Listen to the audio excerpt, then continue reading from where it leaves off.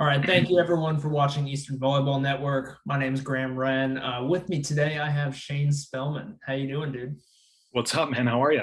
I'm doing pretty good. For a lot of our viewers probably don't know who you are unless they've been either fortunate or unfortunate to run into you at a local tournament.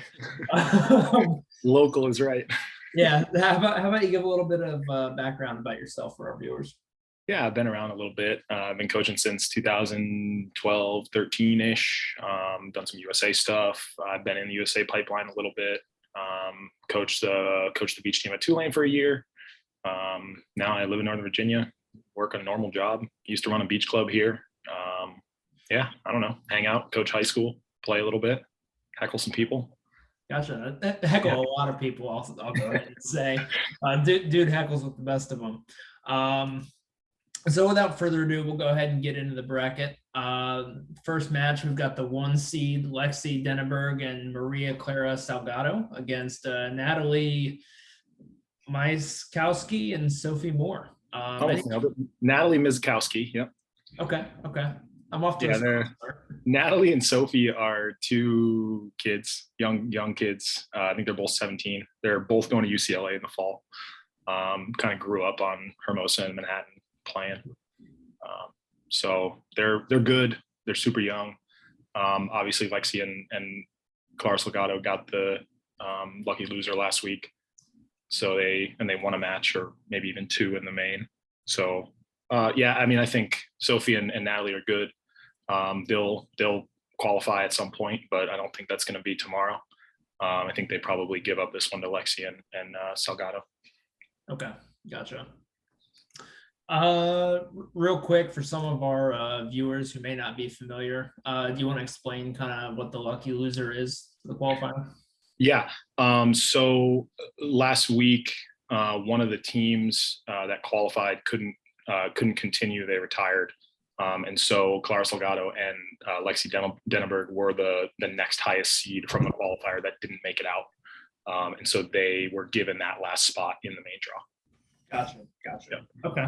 I think something similar kind of happened on the men's side as well, but I think that was more to Rafi Paulus and partner deciding not to make the trip. I don't know if that was a intentional or unintentional decision, but Rafi, he's a wild card in himself, Yeah. So we'll go ahead and move on to the next round. We got the 16 versus 17, Ashley Pater and Bree Scarborough against Bailey Bars and Eunice Vercosa. Yeah. Vercosa is one of the few players in this qualifier that I'm not super familiar with. Ashley Pater is another kid that I believe just graduated and committed with her current juniors partner, Jordan Bulwer. They're both going to USC next year. So she's a kind of a nice upstart kid. Scarborough, of course, we know. She's qualified a few times and won some matches in the main. Bailey Bars has been around a little bit. Just got a 13th, I believe, at Seaside. So she travels and plays all the next goals and stuff. So she's around. I think with Scarborough's experience, Pater's good enough. Pater's going to get served a lot, but she's played on Hermosa and Manhattan a fair amount, so she's familiar with the conditions. And I think Pater Scarborough win this one. Okay, gotcha. Pater, is Pater a young blocker? Pater, I wouldn't classify her as a blocker. I think she's maybe like 5'9" or 10. She splits right now with her juniors partner. Gotcha. So you think we're going to see them split as well, or do you think? No, Bree will run up. Interesting. Okay. It would be my guess. I of course haven't talked to him, but my guess is they run up. I mean, Bree's an easy 6'2", maybe 6'3". Sure. Yeah, I just say that because I think the one time I've seen Bree play in person was Myrtle Beach Open last year, where she actually partnered with Lydia Smith. Sure. And Lydia at I think 6'3" or 6'4" was running up, and Bree was playing defense. Yep. All right, next match, the 9 versus the 24. We have Katie Dickens and Jennifer Ketty against Alexa Mikek and Kristen Petrosic. Yep. KP's been around a lot. She's played a ton of qualifiers. Played a lot with Heather Friesen, who I actually think is in this qualifier as well. But Alexa Micek, good player, kind of another, I think just graduated college fairly recently. Actually, maybe not. Wow, I must be mixing her up with someone else. Anyways, I think Dickens and Ketty, they qualified last week. I think they take this one. It might be a grinder though.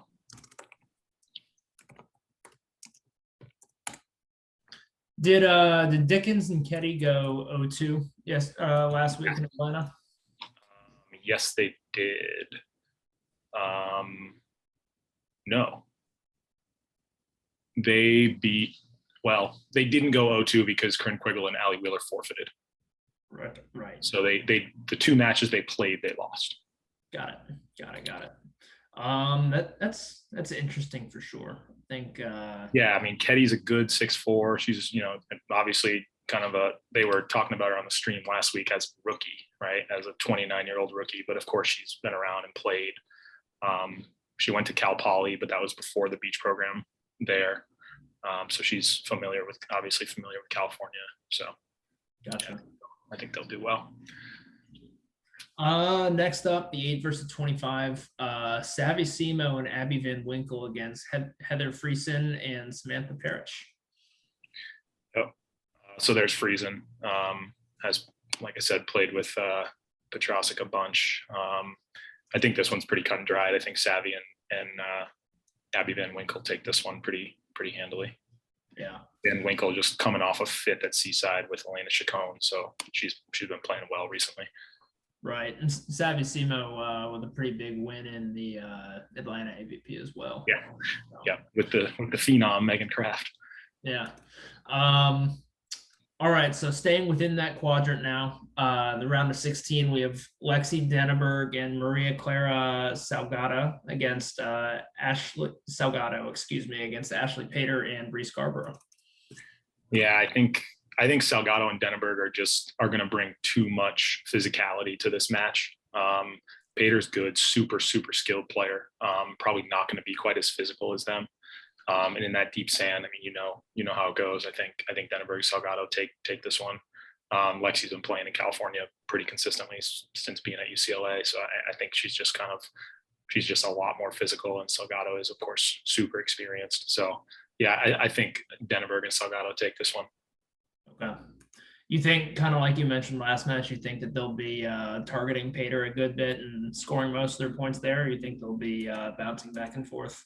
Yeah, I think they'll go at Pater. I think she's going to try to shoot a lot, and that's going to be a problem because Maria is just very good against shot.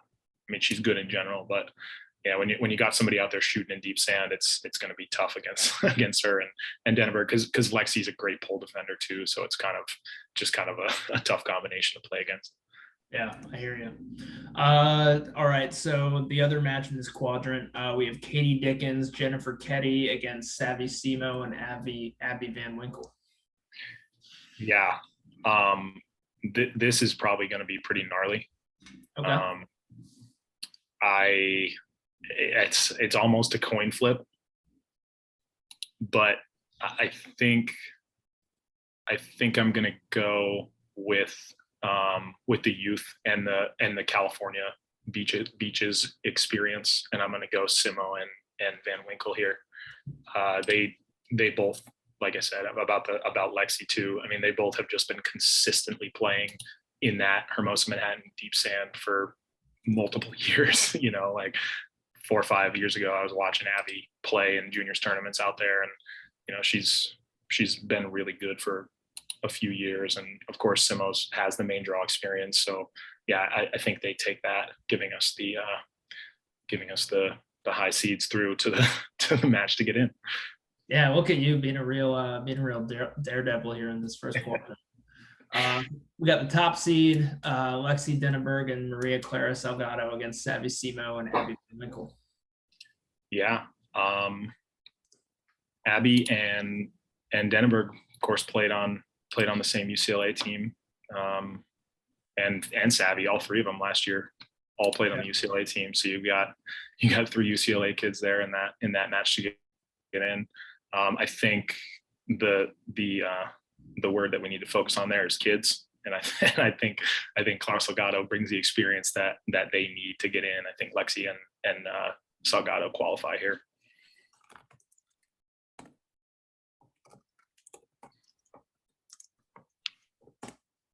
Well, big congratulations are in order to them moving through to the main draw once again. We love to see it. We'd love to see it.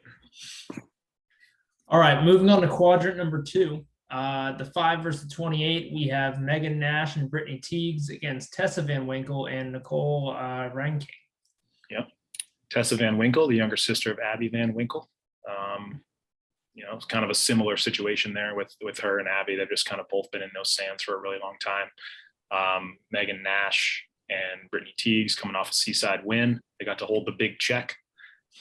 So that was probably pretty cool for them. Yeah. But I think they win this one. They played incredibly well. I don't know if you got to see any of that Seaside final, but they played really, really well all weekend, really. And Megan Nash has learned under the tutelage of John Mayer at LMU. So I think they win that one. Your boldness knows no bounds as you continue to pick favorites here. Yeah. Next, we at 12 versus 21, we have Josephine Kramer, Peyton Rund against Alina Demnadu and Megan Gebhard. Yeah. Demnadu, not somebody that I'm familiar with, but Megan Gebhard, MIT grad, YD3. She's really bringing the D3 flair here. But another good finish for her at Seaside. I want to say they got 7th. So that was good. I think she played with Tani Stevens. They're playing pretty well. Joe Kremer and Peyton Rund. Fun fact, Peyton Rund played at St. Mary's with Lindsay Knudsen at the ones pair and ended Sarah Hughes and Kelly Clay's 103 match win streak a few years ago. So Peyton can ball. Joe is good. Transferred. I think she played at Notre Dame and then transferred to USC to play beach and did well there. I think they win that. I think I'm going high seed again just because Peyton's really solid and Joe has a lot of experience and has played in some big matches. I want to say she won a national championship at USC. All right, 13 versus 20, Tiffany Kramer, Olivia Stasevich against Andrea Nuketti Elliott and Jessica Wooten. Elliott, another person I'm not super familiar with. Looks like hometown Naples, Italy. So she's in Austin now. Has played a handful of events in the past, bunch of 29ths, and a couple of worse finishes than that. Jessica Wooten, good defender, played at Houston Baptist University for good old Cam Sittler. I don't know if you've ever run across Cam, but he's a funny dude. I haven't had the pleasure. Yeah. Jess is good. Kramer Stasevich, a solid Georgia State pair. They're going to pull angle a lot the proper way. They're going to be super fundamental, coached by the great Beth Van Fleet. And it's keeping with the streak here. I think we go high seed again. Kramer Stasevich take this one.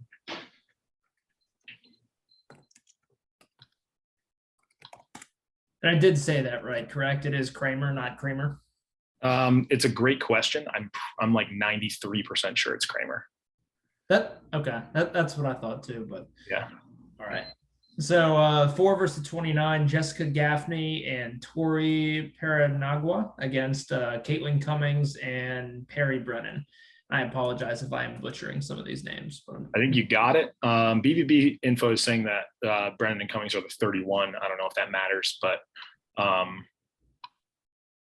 either way, this is actually a really interesting match because Tori Paranagua is and has been phenomenal in the past. Played at Florida State, was on the team at Florida State when they got second at national championships. Gaffney, of course, Cal grad. And then you've got Perry Brennan and Caitlin Cummings, who I believe both of them just finished their freshman year in college. Perry at UCLA and Cummings at USC. So it's kind of like a little bit, and of course, College Beach hasn't been around for too long, but it's kind of like an older school College Beach team against a newer school College Beach team. So I'm interested to see how this one plays out. Perry Brennan, by the way, you've never seen anybody dig a ridiculously hard-driven ball with a tomahawk like she can. Hopefully you get to see it because it's entertaining. It's ridiculous. Full heat. She'll just perfectly dig it with a tomahawk.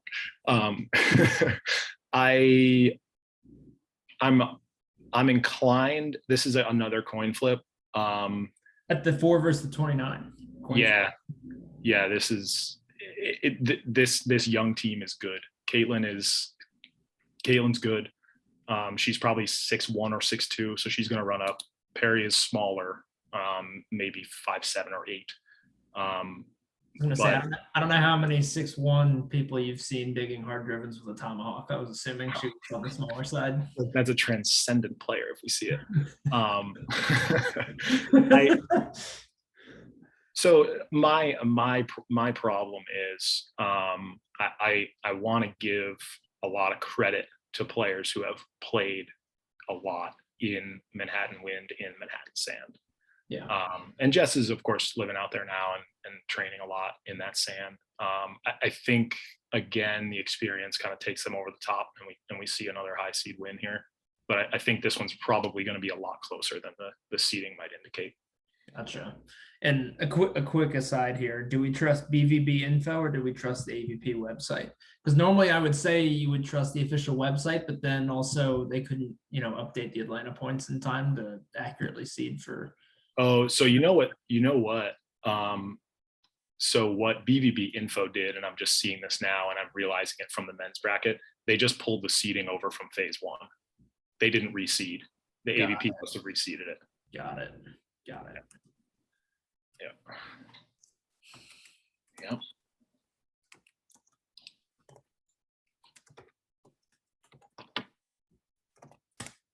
All right. Next round within that bracket, we've got Megan Nash and Brittany Teagues against Joe Kramer and Peyton Rund.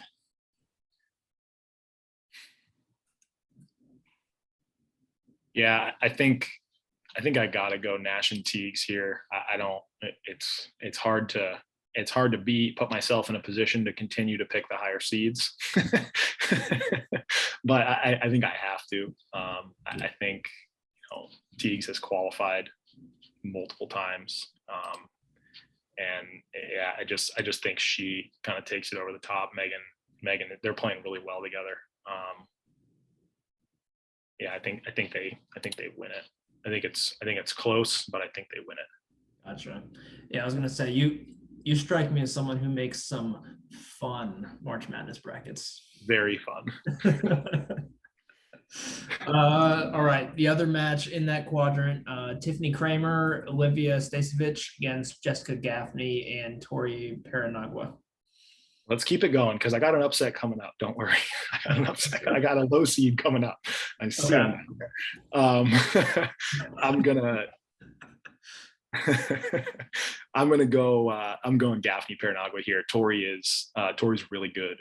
She spent I remember, I don't know, who knows when it was, but the years are kind of blending together at this point. But I've seen her somewhat recently in Brazil training.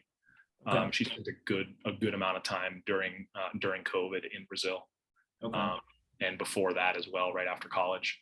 So she was really good back then, and I'm sure she's even better now. I haven't seen her in a couple of years, but yeah, I like Gaffney and Paranagua. I think Tori's gonna do enough for them to win that. And I think Gaffney and Paranagua are a much more athletic team than Stasevich and Kremer. Got it. Yeah. Is that what happens when you hit 30? Things just start to kind of blend together, or is that just a you thing? Yeah, I mean, it's a good question. It's probably, I don't want to indict everyone who's 30. I think it's got to be a me thing. Okay. Yeah. Okay, so now to make it into the main draw, we have Megan Nash and Brittany Teagues against Jessica Gaffney and Tori Paranagua. I'm going with a huge upset here. Huge upset here. Oh, The you're five, the the five over the, four. the 5/4 here, Graham. I don't know if you're ready for this. Yeah, I'm gonna take Brittany and Megan. They're on a hot streak right now. I mean, they won a bunch of 3-setters in Seaside. Every time I looked at the bracket, they were winning a 3-setter. So they're resilient. You know, their Teagues has been in Hermosa and Manhattan for a decade, kind of chopping it up, hanging out, qualifying.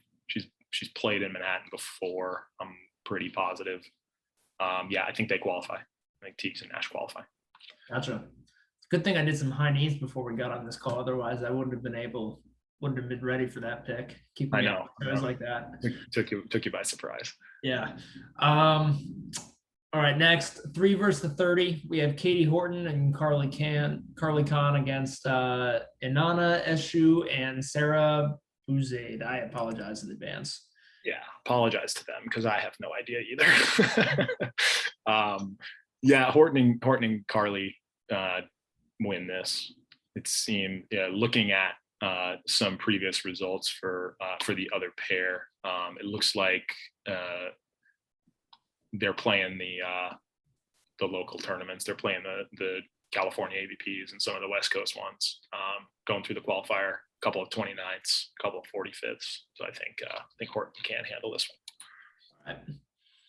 All right. Next up, we at the 19 versus the 14, Tony Rodriguez, Laurel Weaver against Courtney Baleko and Adriana Nora.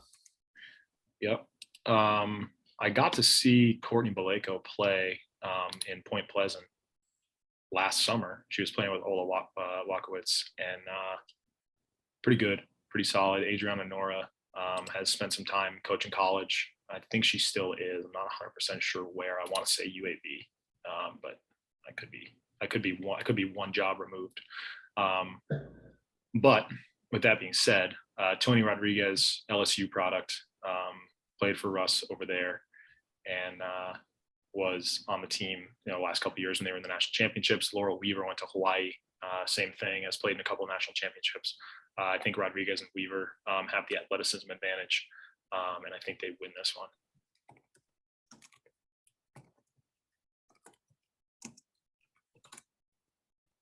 All right.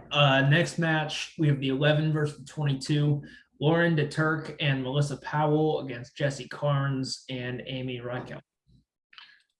Lauren DeTurk and Melissa Powell just came back from Portugal. There's a 1-star there. They took a 9th. Solid team. Lauren DeTurk. I've known Lauren DeTurk for a while. Met her in good old Connecticut playing beach volleyball until she moved out to California. I think they win this one. They've been playing together a lot, training together a lot all summer. I think they take care of this one.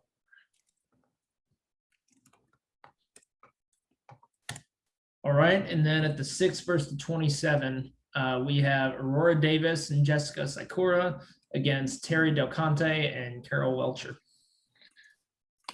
Aurora Davis going from one 6'3", 6'4" blocker to the next.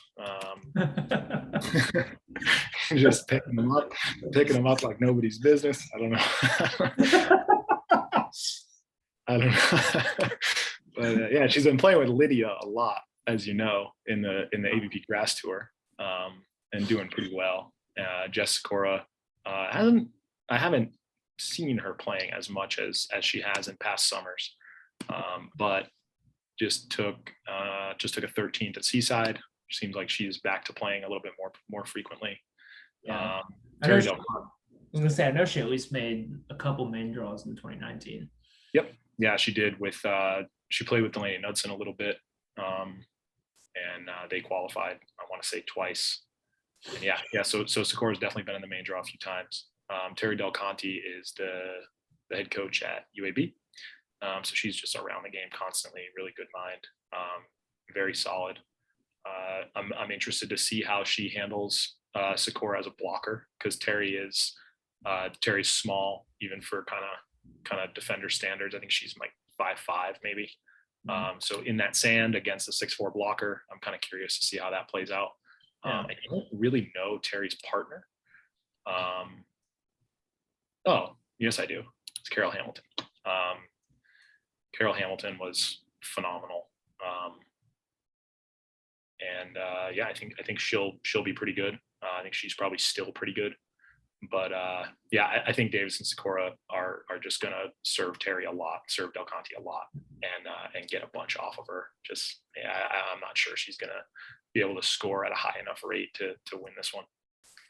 Got it. Next round, Katie Horton, Carly Can against Tony Rodriguez and Laurel Weaver. Yeah, a couple of Hawaii gals playing against each other. Carly Can and Laurel Weaver played on a couple of the same teams. Katie Horton, of course, the assistant coach at Tulane right now, played at Florida State. So a lot of, I mean, we just keep seeing more and more and more and more NCAA players in here. Soon it's just going to be 100% of them. But yeah, I think I got to go high seed here. Horton and Kahn, they can be a little streaky. They've lost some matches that have been kind of head scratchers. I think this one won't be one of those. I think maybe they get a little scare in it and end up pulling it out. I think that's probably what happens. Yeah. I mean, I think we've all lost some matches that, were a little head scratchers. You saw me lose one really recently. That was a bit of a head scratcher. Yeah. I think that led to one of the better heckling performances I've seen. When someone's supposed to make a semifinal and takes a ninth, the heckle comes out real fast and real. Oh, it sure does, my friend. Next round, we've got Lauren DeTurk and Melissa Powell against Aurora Davis and Jessica Sikora. Yeah, honestly, kind of a similar story here with Powell as it was to Del Conte. Powell not nearly as small. She's, I think, closer to 5'10" or 5'11". But I do think that Sikora just affects so much at the net that it's gonna, and with Aurora back there running around behind her, I think Aurora's. No, Jess is experienced and Aurora's a super good defender. I just think that her block is going to be a little bit too much for them. I think they end up in the match to get in. All right. So in that match to get in that you were talking about, we have Katie Horton and Carly Can against Aurora Davis and Jessica Sikora. Oh, you mean the two high seeds? Is that what you mean? Oh. Yeah, really appreciate you mixing it up there. Interesting. I'm going Davis and Sikora here. I think Aurora is just so experienced.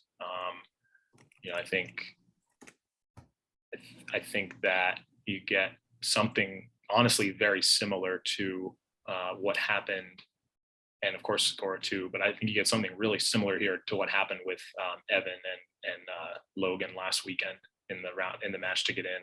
They come up against Avery, who's super experienced, has played a ton of main draws, obviously, right?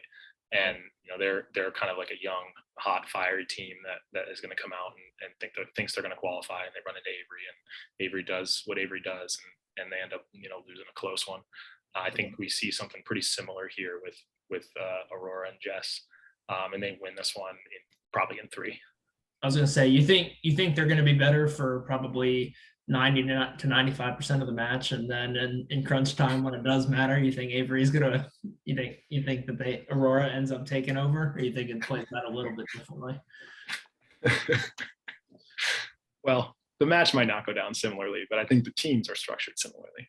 Gotcha. I gotcha.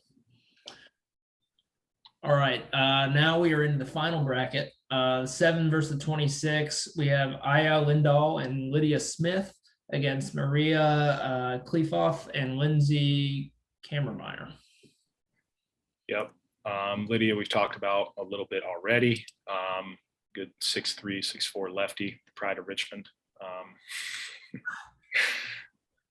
I'm not super familiar with Kammermeyer or Kleefoff. Just the same thing with their results from the last couple of years, just playing the qualifiers and 45th and 29th. So I think Aya Lindahl played at Cal. She had a good career at Cal. She's done some good stuff on the AVP and the qualifiers. She qualified for Hermosa in 2018, I believe, with Jess Gaffney, and but hey, I mean, it's a big tournament to qualify for. I think she qualified again the next year, same tournament. And I think she was in Manhattan as well. So she's got a fair amount of experience in the main draw on these beaches. Yeah. I think she takes care of business here. All right. Next up at the 10 versus 23, Delaney Maple, Devin Newberry against Macy Gordon and Charlie Ekstrom. This is another kind of new school college versus college match. Delaney at USC, Devin Newberry is over at UCLA, and Charlie Ekstrom's at Stanford, and then Macy Gordon, and she might be almost gone, but I think she's still at Cal Poly. So, all coached by phenomenal people, tons of technical training. Like this is going to be, I think this could be really good. I think Charlie is kind of the key to it being really close. Like if she plays really well, then this can be really close. Macy Gordon's one of the most competitive kids I've ever seen. She'll run through a pole standard to get a ball like all day long. She'll do it multiple times. She's awesome to watch. On the other side of that, of course, you have Delaney Maple. She got 5th with Megan Kraft in Hermosa in 2019, so she's gone deep. Devin Newberry qualified that same year with Lindsay Sparks. So yeah, I mean, it's gonna be good. If Charlie plays well, it's gonna be really close. If she doesn't, Delaney and Devin will run away with it. But I think either way, Delaney and Devin win it. Okay. Next, 15 versus the 18, Simone Gibson and Katie Lindstrom against Victoria Dennis and Kali York. Yeah. So Simone, another youngster, 17. I think she's headed. Man, I forget where she's going next year. Man, that's a disgrace that I don't remember that. But playing with Katie Lindstrom, who she's been around. She's played a bunch of events. She's done reasonably well. I believe she has a couple of 9ths on the NBL. So she played on the AVP and the NBL a little bit. I don't know if she's ever qualified for an AVP. I want to say she's been in the match to get in a handful of times and never gotten in. And then Victoria Dennis, 6'3", good blocker. Callie York is a LSU kid. I think Dennis and York take this one. Gibson and Lindstrom are both kind of small. They're not bringing a ton of heat. I think they'll get a bunch of digs. I don't know that they'll be able to convert enough to win. Okay, gotcha. So you said you were going with Gibson, Dennis and York. Yeah. Oh, Dennis and York. Got it. Yeah, Dennis. Wow, look at you making an upset pick, picking the 18. Yeah. Hope for you yet. Hope for me. Last match, we've got the 2 versus 31, Anika Rowland and Tegan Van Gunst against Katie Riley and Zolani Hodel. Nice, you nailed that. Did I? Yeah. So Rowland and Van Gunst are twins. They have been playing together for forever. Played indoor at Georgia Tech and then transferred to Georgia State and played beach. They've qualified a couple times. I think they've been straight in on a wild card to Manhattan before, and I think they've qualified 2 other times. And this match is kind of a stumper for me because Zolani Hodel and Kate Riley. Kate is a Manhattan Beach kid, so she grew up in Manhattan Beach, going to the Manhattan Beach Open. And Zolani Hodel is a physical, like 6'2", maybe close to 6'3" kid who she's super physical, great blocker. Kate Riley's going to hand set a ton. This honestly is really close for me. Hodel and Riley are both Stanford kids, so they've gotten a bunch of great training from Andrew Fuller. I think at the end of the day, this is going to go 3. I'm gonna go high seed just because of that experience in this tournament. I think Rowland and Van Gunst know what it takes to qualify. I think Hodel and Riley, again, another one of those teams that are gonna qualify in the next 2 years. But I don't know. I don't know if they can get over the hump. And honestly, like this one is one like I could really regret picking Rowland and Van Gunst here. Yeah. Yeah, I could strongly regret it. Yeah. Well, then I'm gonna go ahead and make my only pick of the day. I'm gonna pick Riley and Okay. and we'll Okay. yeah. Just so that if that does happen, I can lord it over your head for the next like year or so. All right, that's fair. That's fair. I like that. As someone who's just starting to dip his toes into the the college beach scene and doesn't know a lot of these players, but to make that pick when you didn't will be nice. Next we have Aya Lindahl and Lydia Smith against Delaney Maple and Devin Newberry. Yeah, I'm going Delaney and Devin for sure. They've played a lot more consistently against a lot higher level competition, just as a product of being in the programs that they're in. That college, if you're in one of those top 6 or 7 college programs, you're just constantly surrounded by top 50 players in the country at your age, and so they just get better so fast. And Delaney has been incredibly good for a really long time, and Devin has as well. They both represented the U.S. at Age Group World Championships. Like I just think that even though they're young and younger than Lindahl and Smith, I think they have enough experience, and they've both been in main draws. Yeah, I think they win this. But Captain Bills, Shane. But Captain Bills. You're right. Yeah. So for our viewers, TVA, dude. TVA. Yeah, for our viewers who don't know, Captain Bills is a little bar venue in Wilmington, North Carolina. It's a great place to go play.